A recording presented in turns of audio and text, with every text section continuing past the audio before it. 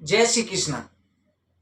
प्रिय दर्शकों, हमारे पास में कई कमेंट आए थे कि गुरुजी, आपके यहाँ पर मनोकामना की पूर्ति के लिए भगवान श्री कृष्ण के चरणों में जो अर्जी लगाई जाती है, वो अर्जी जो है कितनी प्रकार की होती है, आप किस प्रकार से लगवाते हैं। प्रिय दर्शकों, कई बार लोग भ्रमित हो रहे हैं कि एक अर्जी होती है जिसमें अनुष्ठान किया जाता है, उनको आप मैसेज करके बाद में बताते भी हैं कि आपके नाम से अनुष्ठान होगा, और एक अर्जी होती है उसमें केवल साधारण रूप से अर्जी लगाई जाती है। दोनों का प्रकार क्या है? तो प्रिय दर्शकों, इसमें दोनों में यह है प्रकार। कहते हैं कि एक अर्जी केवल आपने अपनी सेवा जमा करके जो लगवाई है साधारण रूप से, उसमें आपकी अर्जी लगवा दी गई है, भगवान के चरणों में रखवा दी गई है, जिसमें आप जो है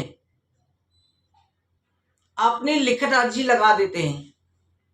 परंतु एक विशेष अर्जी जो अनुष्ठान होता है जिसमें 100% कार्य सिद्धि के योग होते हैं, उस अर्जी में आपको अपनी पूरी मनोकामना के साथ और जो आपको विशेष जानकारी दी जाएगी, क्या लिखवाया जाएगा, उसके साथ में अपनी सेवा लिखनी होती है। आप क्या सेवा देंगे? अगर आपने उस अर्जी में, कहते हैं अर्जी ऐसे होती है, अर्जी के हिसाब से अनुष्ठान होता है, परिश्रम किया जाता है, और परिश्रम की दक्षिणा हम बाद में लेते हैं कार्य सिद्धि के बाद। परंतु परिश्रम जो आपकी सेवा लिखी हुई है, उसी के प्रकार से मंत्रों का जाप होता है। यहां पर ब्राह्मणों के द्वारा का जाप होता है, आपने लिखी, कोई सेवा नहीं लिखी, अर्जी लगा दी, तो उसमें अनुष्ठान क्या, केवल ठाकुर जी के सामने आपकी सिफारिश कर दी गई है, पर अनुष्ठान नहीं हो पाएगा, क्योंकि ब्राह्मणों का खर्चा हम भी नहीं उठा सकते अपने पास से। अगर आपने लिख दिए उसमें कि हाँ जी हम 11,000 रुपया सेव दे रहे हैं, 51 से दे रहे हैं, 21,000 दे रहे हैं, 31,000 दे रहे हैं, तो उसी के हिसाब से जितनी मंत्र संख्या आपके लिए बन रही है, जैसे आपके नाम से 10,000 मंत्र करवाने हैं, या 5,000 करवाने, या 11,000 मंत्र करवाने, किस उतने ही मंत्रों का जाप किया जाएगा। उसकी सेवा आपके कार्य सिद्धि के बाद ली जा रही है। केवल संकल्प दक्षिणा पहले ली जाती है, बाकी जो दक्षिणाएं मंत्र जाप की बाद में ली जा रही है। पर कितने मंत्र करवाने, उसमें 11,000 के करवाने, अनुष्ठान 21,000 का, 31,000 का, वो आपके ऊपर है। अगर आपने लिखे उसमें 11 से, तो केवल अर्जी लगेगी, 21 से लिखी तो अर्जी लगेगी, मंत्र जाप नहीं होगा। एक माला जाप हो जाएगा, बाकी जाप ज्यादा नहीं कर सकते। इस बात का आप ध्यान रखें विशेष। जिस प्रकार से आप सेवा लिखेंगे उसी प्रकार से अनुष्ठान किया जाएगा। ये अर्जी इसलिए भी होती है कि कई भक्तजन ऐसे होते हैं जो सामर्थ्य नहीं है, घर में अनुष्ठान नहीं करा पाते, संतान गोपाल मंत्र का जाप करवाते हैं, करीब 40-50 हजार रुपये का खर्चा आता है, 1.25 लाख का। अगर वो नहीं करवा पाते तो छोटे से रूप में जितनी शक्ति है 11, 21 में, 31 में भी यहाँ पर लिखवा देते हैं। और उसमें अगर आप घर पे करवाते हैं तो पहले दक्षिणा देनी पड़ती है। इसमें ये होता है कि आपका कार्य सिद्ध हो जाता है, तब आपको सेवा भेजनी होती है।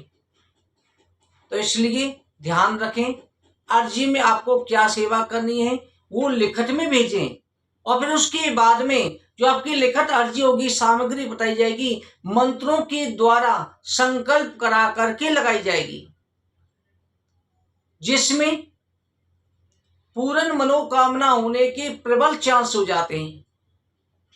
तो अपने धन का सही प्रकार से प्रयोग करें, पूर्ण विश्वास हो तभी अर्जी लगवाएं, और अर्जी के साथ साथ अपना कर्म भी ठीक रखें।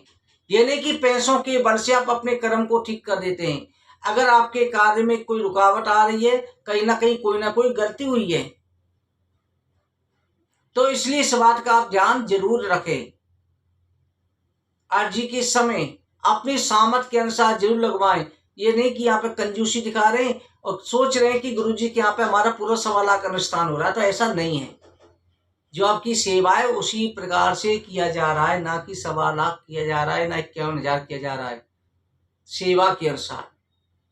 ध्यान रखें, 5100 रुपए की अर्जी पर 51 से ही मंत्रों को जाप होता है, ना कि आपका लाख मंत्रों का।